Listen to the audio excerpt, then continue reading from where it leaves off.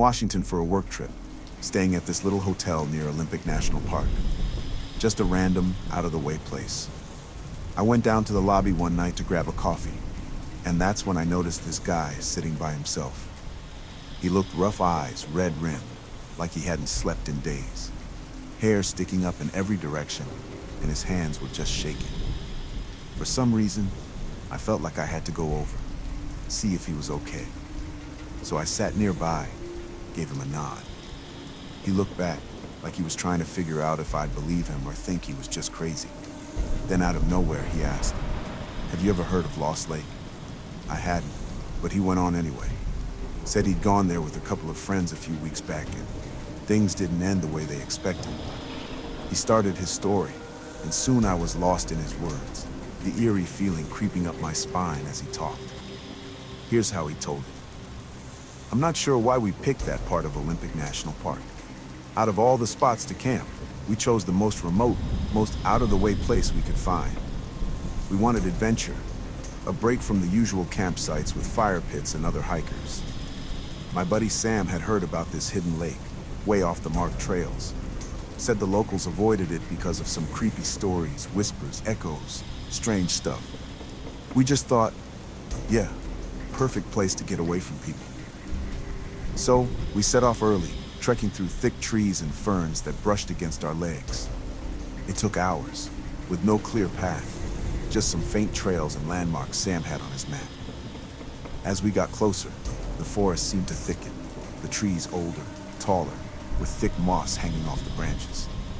The air got damp, heavy, like we were sinking into some forgotten world. By the time we finally reached the lake, the sun was already dipping behind the peaks, casting this weird, eerie light over the water. The lake itself was beautiful, I'll give it that. Crystal clear like glass, with dense trees crowding around it, reaching right up to the edge. The quiet was almost unreal. No birds, no rustling leaves, not even the hum of bugs, just stillness. It was like the whole world had paused. We pitched our tents right by the water, got a fire going, and settled in. Just us, the lake, and the trees pressing in around us. And at first it was peaceful, you know? We sat around telling stories, laughing about what we'd do if we ran into a bear or heard something weird in the woods. But the whole time I couldn't shake this feeling, like we weren't alone out there. Every now and then I'd look up, glance around, expecting to see something lurking in the trees. But there was nothing, just shadows shifting as the fire flickered. It wasn't until later, when the fire was dying down and we were lying back, half asleep, that I heard it. A voice.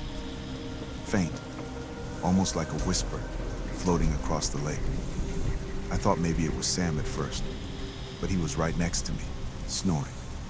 I nudged Jess, our other friend, and asked if she heard it too.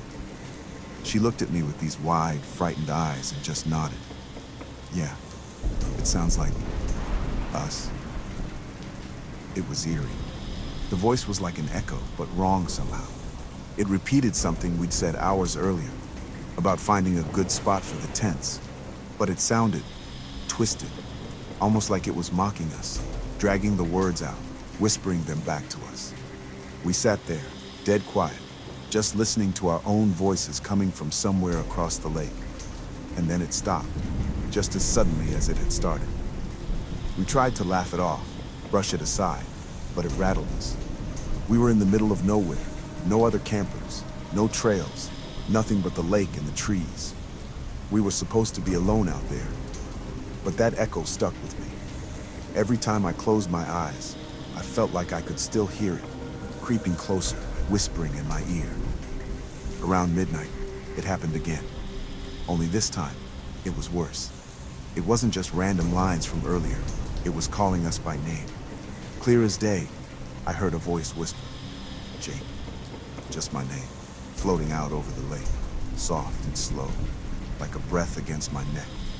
I froze, my heart hammering. I looked at Sam and Jess, and I could tell they'd heard their names too. Sam grabbed his flashlight, shining it out toward the trees, but there was nothing there, just darkness stretching out over the water. Jess whispered, maybe it's just the lake. playing tricks with sound? We didn't believe that. Not really. But we were desperate for an explanation. Then there it was again. A soft, hushed voice. Come, closer. It was like the lake itself was calling to us, pulling us toward the edge.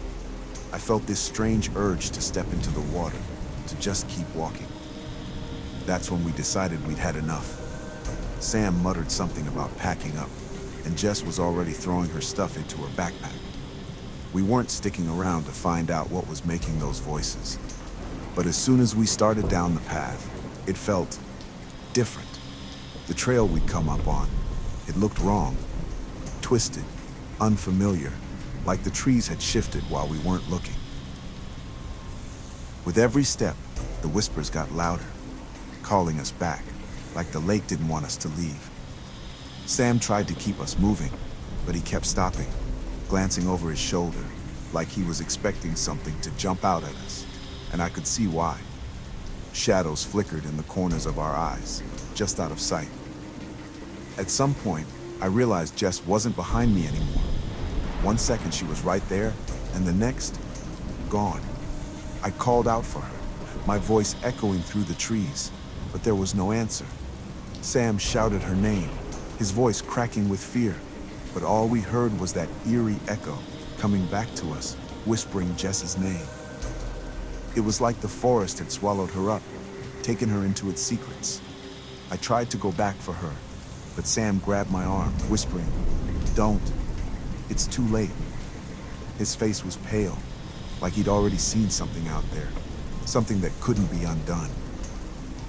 We kept going, but the forest just seemed to close in tighter, like it was pushing us back toward the lake. The whispers grew louder, almost angry, twisting our own words, mocking us. I started seeing things, shadows flitting between the trees, faces in the darkness, watching us, judging us. Every time I looked, they'd disappear, just shadows in the night. Then we heard it again, Jess's voice, soft and pleading, calling from somewhere deep in the woods. She was crying, begging for help, but it sounded hollow, empty. It echoed back to us, just like the lake had done.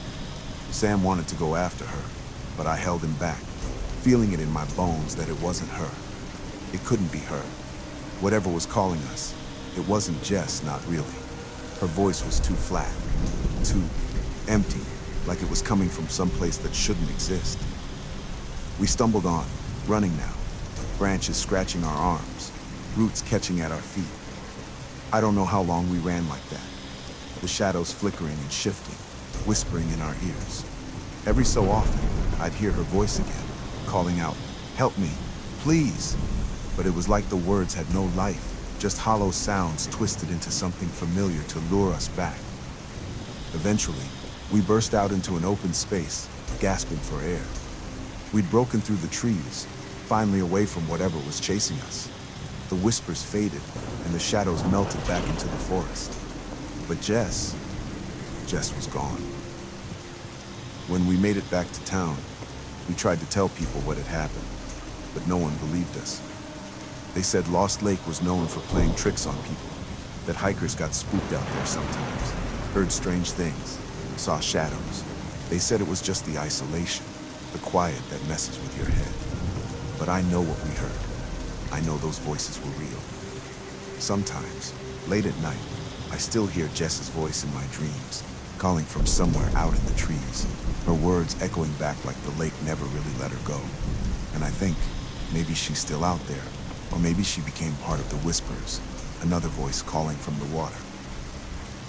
So if you ever find yourself near Lost Lake, take my advice.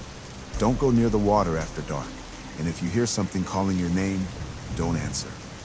Whatever you hear, no matter how familiar, just keep moving and don't look back.